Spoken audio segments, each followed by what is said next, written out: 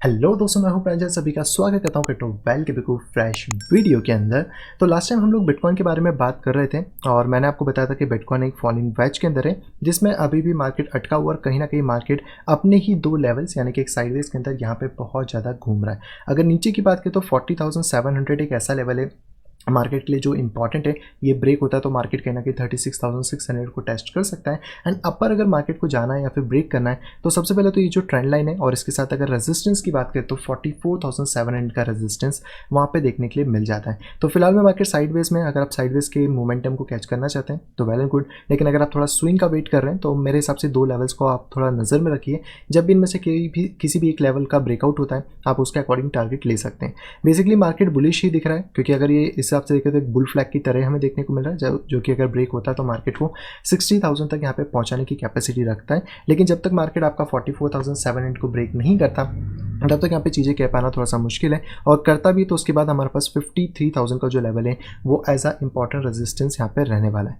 यहीं पे हम लोग बात करते हैं तो वॉल्यूम स्टिल कम है, अभी ज़्यादा कुछ खास वॉल्यूम हमें देखने को नहीं मिल रहा है, तो ब्रेकआउट के टाइम पे देखने को मिल सकता है। और ईएमए रिबन के अकॉर्डिंग अगर बात करें तो मार्केट कहीं ना कहीं इस पोजीशन पे इसको एज अ रेजिस्टेंस पॉइंट यहाँ पे बना रहा है, और ये रेजिस्टेंस पॉइंट बनता है तो मार्केट कंटिन्यू स्टिल नीचे की तरफ ही रहने वाला है। तो इंपॉर्टेंट रहेगा कि मार्केट इसको ब्रेक करे। लेवल वही है जो मैं आपको ऑलरेडी बता चुका हूँ कि मार्केट का अपर एरिया जो है वो 44,700 के आसपास है। उसके ब्रेक के बाद ही आपको फिर अप मोमेंटम मार्केट के अंदर देखने के लिए मिल सकता है। बाकी दोस्तों, अगर आप भी इस तरह के टेक्निकल एनालिसिस को सीखना चाहते हैं तो आप यहाँ पे ज्वाइन कर सकते हैं मेरे इस टेक्निकल एनालिसिस कोर्स के अंदर, जहाँ पे कि हम डिस्कस करते हैं बेसिक से लेकर एडवांस तक सारी चीज़ों को, और केवल क्रिप्टो ही नहीं बल्कि फॉरेक्स, कमोडिटी, स्टॉक्स सभी चार्ट्स के अंदर आप इसी तरीके से ट्रेडिंग भी यहाँ पे कर सकते हैं। इस कोर्स की अधिक जानकारी के लिए डायरेक्टली आप मुझसे कॉन्टैक्ट कर सकते हैं मेरी ईमेल आई डी pixelsnapshot@gmail.com के ऊपर, या फिर आप डायरेक्टली मुझसे कॉन्टैक्ट कर सकते हैं मेरी टेलीग्राम आई डी @cryptoval के ऊपर। इन दोनों के अलावा मेरा कोई और एड्रेस यहाँ पे नहीं है। आते दोस्तों वापस बिटकॉइन के ऊपर। तो बिटकॉइन ने ऑलरेडी परफॉर्मेंस मैंने आपको बताई दी। यहीं पे अगर इंडिकेटर्स की बात करें तो 4 आवर का इंडिकेटर में आरएसआई में तो अभी कुछ खास हमें देखने को नहीं मिल रहा है। डेली के अकॉर्डिंग थोड़ा सा ऊपर आने की मार्केट कोशिश कर रहा है, और मे भी शायद मैंने लास्ट टाइम आपको एक फॉलिंग वेस्ट यहाँ पे बताया था जिसका ब्रेकआउट यहाँ पे होने की कोशिश हो रही है, और अगर ये प्रॉपर्ली होता है तो मार्केट में आपको थोड़े टाइम के लिए बुलिश मोमेंटम देखने को मिल सकता है। बट ध्यान रखें ऐसे कोई रिजेक्शन नहीं चाहिए, वरना इस लाइन को हमें आगे पीछे एडजस्ट करना पड़ सकता है, तो उसके अकॉर्डिंग हम मार्केट में चेंजेस देख सकते हैं। मैकडी में अभी तक कोई बुलिशनेस इतनी आई नहीं है, बट कहीं ना कहीं मार्केट थोड़ा सा सेलिंग प्रेशर कम हुआ है, तो यहाँ पे अगर कोई बुलिश क्रॉसओवर देखने को मिलता है तो हम लोगों के लिए मार्केट के अंदर एक पॉजिटिव मोमेंटम भी देखने को मिल जाएगा। यहीं पे बात करते हैं बिटकॉइन के सीएमई चार्ट के बारे में। तो सीएमई चार्ट में तो अभी कोई खास अपडेट नहीं है, स्टिल वहीं पे मार्केट ट्रेड हो रहा है। बस जो गैप मैंने आपको बताई 33,000 की, इस पर हमें थोड़ा ध्यान रखना होगा क्योंकि थोड़ी नियरेस्ट गैप है, तो इसके फिल होने के चांसेस थोड़े से बढ़ सकते हैं। नेक्स्ट यहाँ पे बात करते हैं हम लोग डोमिनेंस के बारे में। तो कल के लाइव सेशन में मैंने आपको बताया था कि डोमिनेंस अगर इस लेवल यानी कि 41.6 के अबव यहाँ पे रहती है तो कहीं ना कहीं डोमिनेंस के बढ़ने के चांसेस बनेंगे। हालांकि इसमें एक रेजिस्टेंस 43 के आसपास का है, और ये ब्रेक होता है तो डोमिनेंस यहाँ पे 49% तक भी टेस्ट कर सकती है। डोमिनेंस अगर बढ़ती है तो बिटकॉइन को बढ़ने में हेल्प मिल जाएगी, लेकिन उस टाइम पे अल्ट्स जो है वो गिरेंगे, तो आप थोड़ा सा हिसाब से चीज़ों को प्लान भी यहाँ पे करके रखिएगा। नेक्स्ट यहाँ पे बात करते हैं अल्टकॉइन के मार्केट कैप की। तो इसका भी चॉपी मार्केट कैप चल रहा है। आप चाहे तो एक सिमेट्रिकल ट्रायंगल जैसा फॉर्मेशन यहाँ पे ड्रॉ कर सकते हैं।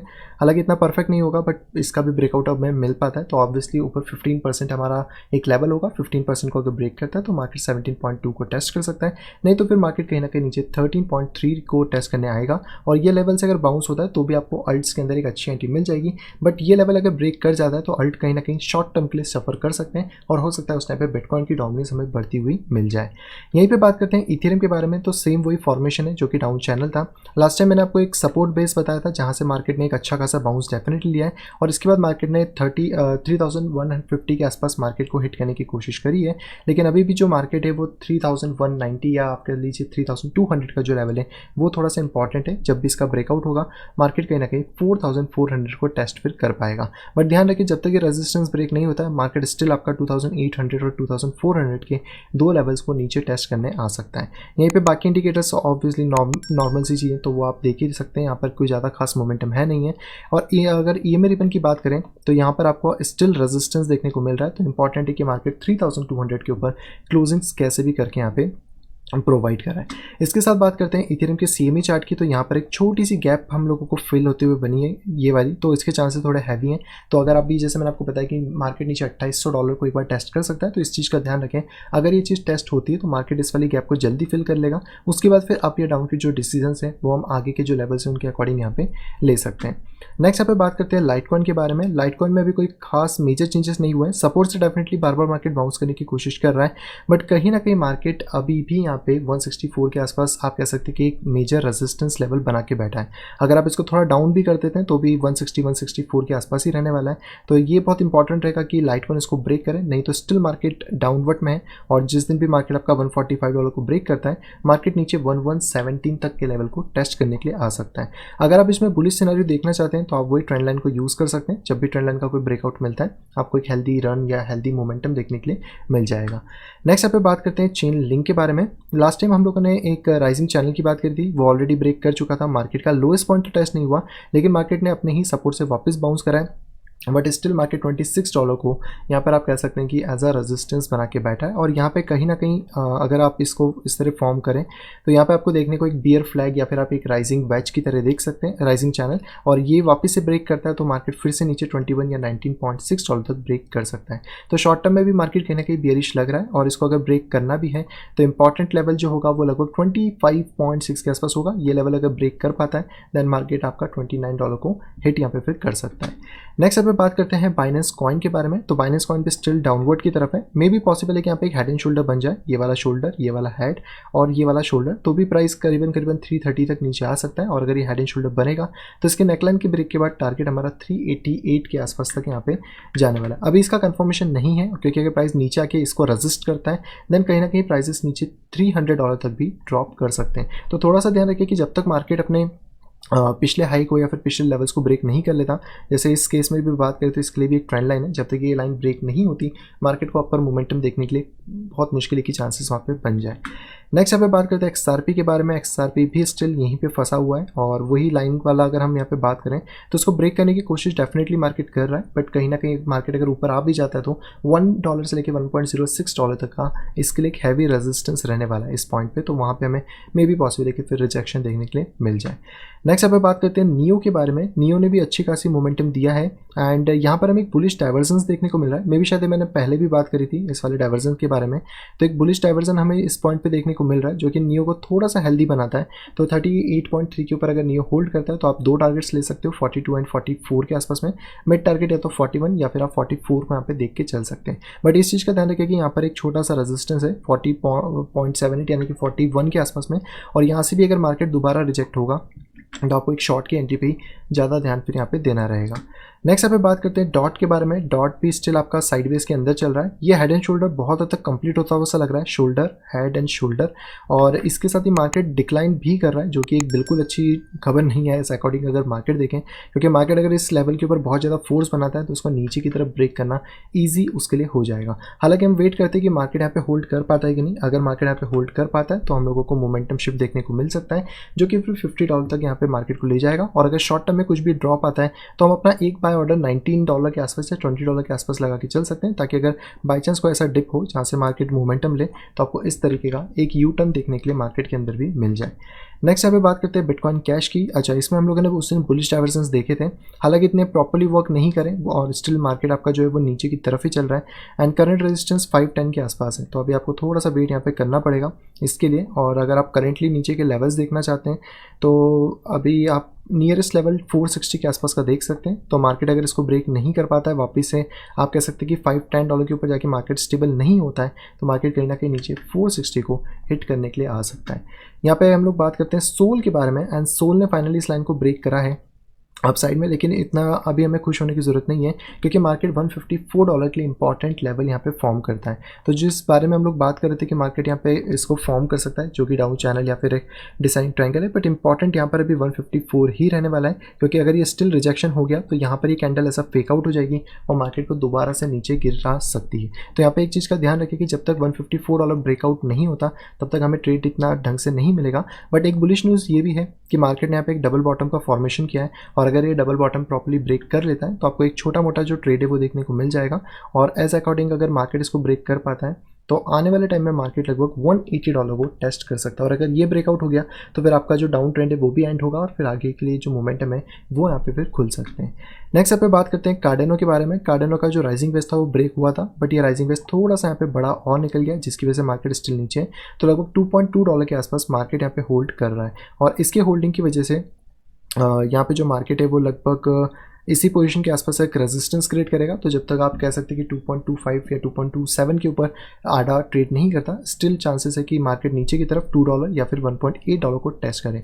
और अगर $1.8 आता है तो हमारे लिए एक अच्छी अपॉर्चुनिटी बन सकती है, जहाँ तक मुझे लग रहा है वहाँ पे अगर मिल जाए तो बेटर डील हम लोगों को रहेगी, जिससे कि फिर हम आधा के लिए $3 तक का टारगेट यहाँ पे सेट करके फिर चल पाएंगे। तो ये तो दोस्तों सारे के सारे कॉइन जो कि मैंने ऑलरेडी कवर कर लिए हैं। इसके साथ अगर हम लोग टोटल मार्केट कैप की बात करें तो टोटल मार्केट कैप में मुझे एक चीज़ बुलिश देखने को मिल रही है, इसको फिलहाल में रिमूव कर देते हैं हम, ताकि यहाँ पे सारी चीज़ें प्रॉपर्ली मिल जाएं। बियरिश की अगर बात करें सबसे पहले, तो बियरिश में आपको डबल टॉप देखने के लिए मिल सकता है, ऑलमोस्ट डबल टॉप है, एकदम एग्जैक्ट डबल टॉप तो नहीं बोल सकते। लेकिन बुलिश न्यूज़ की अगर बात करी जाए तो मार्केट यहाँ पर भी आपको एक फॉलिंग वैसा बनाता हुआ मिल रहा है, जिसके अकॉर्डिंग अगर हम बात करें तो मार्केट कहीं ना कहीं यहाँ पर एक बुल फ्लैग को फॉर्म कर रहा है। और इस बुल फ्लैग के अकॉर्डिंग अगर मार्केट इसको ब्रेक कर लेता है प्रॉपर तरीके से, तो आने वाले टाइम में मार्केट $3 ट्रिलियन को टेस्ट करेगा। और इसके टेस्ट करने के बाद एक और चीज़ यहाँ पे फॉर्म हो जाएगी, वो है बेसिकली कप एंड हैंडल का फॉर्मेशन, जिसमें अगर आप बात करें तो ये जो डेप्थ है 113 के आसपास की, अगर हम इसको काउंट करें तो यहाँ से मार्केट लगभग 5.3 ट्रिलियन को टेस्ट करने के लिए फिर जा सकता है। तो थोड़ा सा ध्यान रखिए कि यहाँ पे कोई भी हमें फेक आउट देखने को ना मिले। फेक आउट से मेरा मतलब है कि मार्केट का ये अभी एक सपोर्टिव लेवल है इस वाले पॉइंट पे, अगर इसके नीचे मार्केट गिरता है 1.7 की, तो फिर यहाँ पे दिक्कत हो जाएगी, और कहीं ना कहीं जो मार्केट है वो आपको short term correction 1.1 trillion dollar तक का देखने को मिलेगा। तो बुल फ्लैग अगर ब्रेक करता है तो आपके लिए पहला टारगेट 2.4 ट्रिलियन है, सेकंड टारगेट 3.14 ट्रिलियन है, और इसके बाद मार्केट अगर इसी लेवल के ऊपर रहता है तो 5 ट्रिलियन तक हम आने वाले 3 महीनों के अंदर यहाँ पे जा सकते हैं। और इसी के साथ अगर टोटल मार्केट कैप 2 की बात करें तो इसका भी चार्ट आपको ऑलमोस्ट सेम देखने को मिल जाएगा। वही यहाँ पर फिर से डबल टॉप की बात हो रही है, और इस डबल टॉप के साथ अगर यहाँ पे इंक्लूड करा जाए तो यहाँ पर भी आपको एक फॉलिंग वेज सा देखने को मिल रहा है, जिसके पीछे आप पोल भी यूज़ कर सकते हैं। पोल के अकॉर्डिंग देखेंगे तो आपको एक बुल फ्लैग देखने को मिल जाएगा इस कंटिन्यू पोजीशन पे। और इसके ब्रेकआउट के बाद से अगर बात करें तो 2 ट्रिलियन तक जो अल्ट कॉइन का मार्केट कैप है वो इसके अकॉर्डिंग जा सकता है। और जैसे मैंने बताया कि आप अगर इसकी डेप्थ नापेंगे तो ये 127% है। तो आफ्टर ब्रेकआउट अगर हम 127% का एक फिगर लेके चलते हैं तो यहाँ पे मार्केट आपको अप्रोक्स 3.2 ट्रिलियन तक का अल्ट कॉइन का जो सेशन है वो देखने को मिल सकता है, यानी कि अल्ट्स में भी पैसा यहाँ पे आ सकता है। तो ये थे पूरे के पूरे कॉइन्स। अब हम चलते हैं सीधे अपनी न्यूज़ पे। सबसे पहले यहाँ पे जो न्यूज़ आ रही है वो आ रही है बाइनेंस की तरफ से। बाइनेंस ने बेसिकली यहाँ पे फिएट डिपोजिशन, स्पॉट ट्रेडिंग और ये सारी चीज़ें यहाँ पे ब्लॉक कर दी, या फिर आप कह सकते हैं कि लिमिटेड कर दी हैं सिंगापुर यूजर्स के लिए। हालांकि बाइनेंस ने यही चीज़ पूरा बताई कि यहाँ पे क्या क्या करा गया है, और रेगुलेटर पेमेंट सर्विस और फिएट चैनल सारी चीज़ों को कहीं ना कहीं रिस्ट्रिक्टेड करा गया है Binance.com के ऊपर। हालांकि उनके सिंगापुर वाले में इतना इशू नहीं है, पर Binance.com पे उनको बहुत सारी चीज़ें कर दी गई हैं, और कहीं ना कहीं रेगुलेशन के इशू हमें देखने को मिल रहे हैं। तो यहाँ पर ये चीज़ें आती हैं। इसलिए कहूँगा कि आप या तो कोई हार्डवेयर वॉलेट ले लो, अगर इथरबिट से आप इंडिया में लेना चाहते हो तो इथरबिट आपको एकदम जेन्युइन प्रोडक्ट्स दे देगा, क्योंकि ऑथराइज इनका डीलर है सभी प्रोडक्ट्स का, जितने भी आप यहाँ पे नाम देख सकते हो। बाकी अगर आपको नहीं करना है, आप किसी डेस्क पे जाना चाहते हो, तो सॉफ्टवेयर वॉलेट में मेटामास्क, ट्रस्ट वॉलेट, सेफल बहुत सारे आपको देखने को मिल जाएंगे, वो भी यूज़ कर सकते हो। सेंट्रलाइज एक्सचेंजेस से थोड़ा दूर अगर आप होना चाहो तो हो सकते हो, क्योंकि अब जब रेगुलेशंस आएंगे तो हो सकता है कि कल को आपकी भी नंबर यहाँ पे लग जाए, या हमारी कंट्री का भी नंबर यहाँ पे लग सकता है। तो KYC एटलीस्ट कंप्लीट रख लेना सेंट्रल एक्सचेंज पे अगर आप हो, ताकि आपको इशू ना हो। बट अगर ऐसे कोई चीज़ें बीच में आ जाती हैं देन उसका सॉल्यूशन एक ही है, आपका हार्डवेयर वॉलेट या फिर आपके डेक्सेस। अगली दोस्तों खबर के यहाँ पे बात करें तो यार ये कार्डेनो की तरफ से कार्डेनो लेकर आ रहा है एक नया स्टेबल कॉइन जो कि डीफाई के मार्केट के लिए होने वाला है, और यहाँ पे इसकी हेल्प करेगा कोटी बेसिकली इस चीज़ में। तो इसका प्रोजेक्ट का नाम हो सकता है डिजिट, और ये बेसिकली डीफाई फोकस एक स्टेबल कॉइन होगा जो कि कार्डेनो के नेटवर्क पे चलेगा। सारा डीफाई सारी चीज़ों को यहाँ पे हेल्प करेगा, और यहाँ पे अवॉइड करेगा ट्रांजेक्शन फीस को। तो देखते हैं कि कितना सक्सेसफुल होता है, और कोटी इसमें मदद करने वाला है। तो लेट्स सी कि दोनों के प्राइसेस में क्या इंपैक्ट हमें आने वाले टाइम में मिल पाता है। अगली दोस्तों जो खबर आई दोस्तों वाली है DYDX की तरफ से, जिसका एयर ड्रॉप हुआ था। वीडियो भी हम लोगों ने ऑलरेडी बनाई थी, आप में से बहुत सारे लोगों ने फ़ायदा भी उठाया था, और आज आप ये जान के बहुत ज़्यादा खुश होंगे कि DYDX बेसिकली कॉइन बेस से भी ज़्यादा यहाँ पे वॉल्यूम को इकट्ठा कर लिया। हालांकि DYDX एक डेरिवेटिव है, और कॉइन बेस पे स्पॉट मार्केट का जो वॉल्यूम है उसको भी पीछे कर दिया है। अगर आप यहाँ पे देखें तो DYDX पे 3.685 बिलियन का वॉल्यूम यहाँ पे आ रहा है, और वहीं पे अगर कॉइनबेस की बात करें तो 3.614 का जो वॉल्यूम है वो हमें देखने को मिल रहा है। हालांकि डेरिवेटिव और स्पॉट को आई डोंट थिंक कि कंपेयर करना चाहिए, क्योंकि डेरिवेटिव्स में ऑलरेडी वॉल्यूम ज़्यादा होता है, बट फिर भी अगर आप एक डेक्स के तौर पर देखो तो 3 बिलियन एक बहुत बड़ा फिगर यहाँ पे होता है।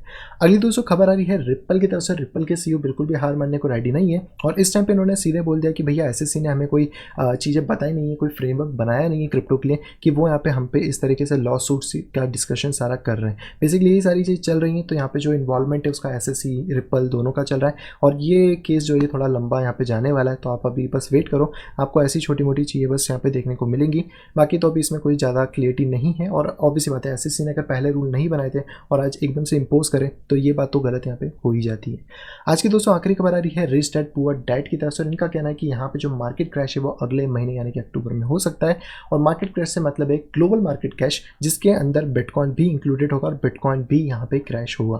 तो बेसिकली एक ट्वीट करा था रोबोट का सेकंड जाने जहाँ पे इन्होंने बताया कि जो जाइंट स्टॉक मार्केट क्रैश है वो अक्टूबर में आएगा और इसमें जो ट्रेजरी और जो फैट के शॉर्ट टी बिल्स हैं बेसिकली वो यहाँ पे आप कह सकते हैं वो लोग शॉर्ट कर रहे हैं अपने टी बिल्स को, जहाँ पे गोल्ड सिल्वर बिटकॉइन भी क्रैश हो सकते हैं। बट इन्होंने कहा कि वो कुछ भी बेच नहीं रहे हैं बल्कि सिर्फ कैश में बैठे हैं ताकि अगर ऐसा कोई क्रैश आता है तो उसको यहाँ पे खरीद सकें। तो डेफिनेटली मैं हमेशा ये कहूँगा कि आप कितना भी बड़ा आपका पोर्टफोलियो कितना भी छोटा हो कम से कम उसका 10% आप कैश में रिजर्व जरूर रखें ताकि अगर कोई भी डिप आता है कुछ भी आता है शॉर्ट टर्म की आपको परेशानी हो सकती है लेकिन डिप का फायदा उठाना बिल्कुल भी न चुकें। सो आई होप दोस्तों वीडियो आपको पसंद आएगी। दोस्तों अगर वीडियो को पसंद तो प्लीज़ वीडियो को लाइक करिएगा। दोस्तों अगर वीडियो पसंद आए तो डिसलाइक करिएगा। चैनल पे दोस्तों फर्स्ट टाइम आए तो दोस्तों जाके तुरंत राइट बटन दबा के उसको ग्रे करके सब्सक्राइब कर लीजिए और साइड में दी गई नोटिफिकेशन बेल को दबा के ऑल के ऊपर क्लिक कर दीजिए ताकि आप आने वाली सभी वीडियो की इन्फॉर्मेशन प्रॉपर टाइम पे पा सकें। तो मैं मिलता हूं आपसे अगली वीडियो कुछ इंटरेस्टिंग वीडियो के साथ।